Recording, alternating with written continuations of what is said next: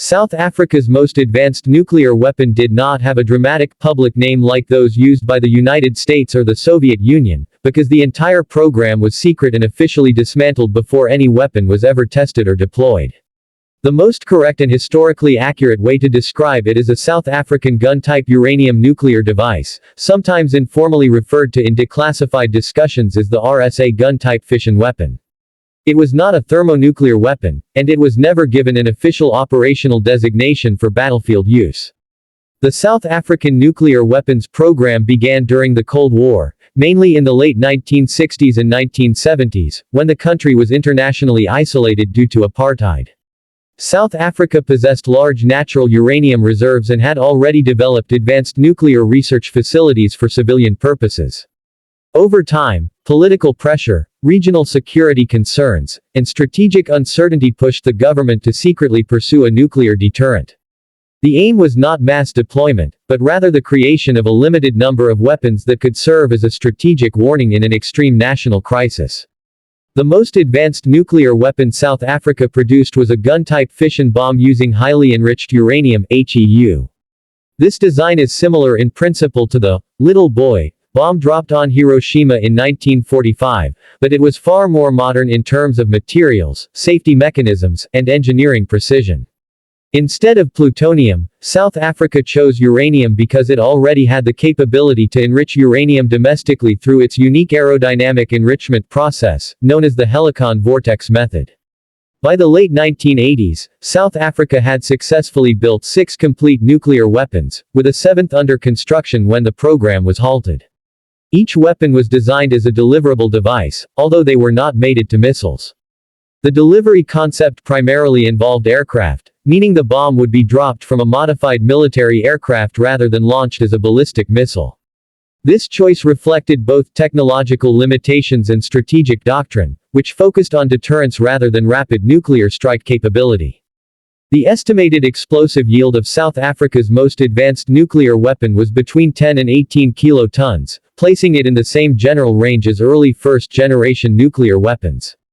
While this may seem modest compared to modern thermonuclear warheads, it was more than sufficient to devastate a major city or military installation.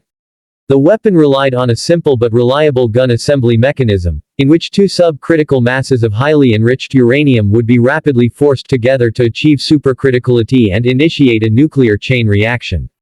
One of the most significant aspects of South Africa's nuclear weapon was its engineering maturity. The devices were fully assembled, stored, and maintained under strict security. They included safety features to prevent accidental detonation and unauthorized use, reflecting a high level of technical understanding.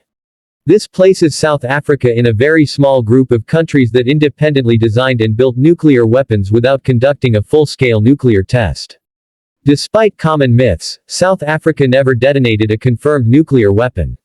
The famous 1979 Vila incident, in which a U.S. satellite detected a mysterious double flash over the South Atlantic, has never been conclusively linked to South Africa. While speculation remains, no definitive proof has emerged that the country conducted a nuclear test. Officially, South Africa maintained its policy of secrecy until the early 1990s. What makes South Africa's nuclear weapon program truly unique is how it ended. In 1989, the government made a historic decision to voluntarily dismantle its entire nuclear arsenal. All completed weapons were disassembled, the enriched uranium was returned to civilian use under international supervision, and critical design documents were destroyed. In 1991, South Africa signed the Nuclear Non-Proliferation Treaty (NPT) as a non-nuclear weapon state, and in 1993, it publicly revealed the existence of its former nuclear weapons program. This decision transformed South Africa into the only country in the world to have built nuclear weapons and then fully dismantled them voluntarily. From a global perspective, this gave South Africa enormous credibility in international arms control discussions. Its experience is often cited as proof that nuclear disarmament is technically possible when political will exists. In summary, the most advanced nuclear weapon developed by South Africa was a gun-type uranium fission bomb, carefully engineered, fully functional, and strategically designed for deterrence rather than warfighting. It had no flashy official name, no public designation, and no battlefield history, but it remains one of the most important examples in nuclear history.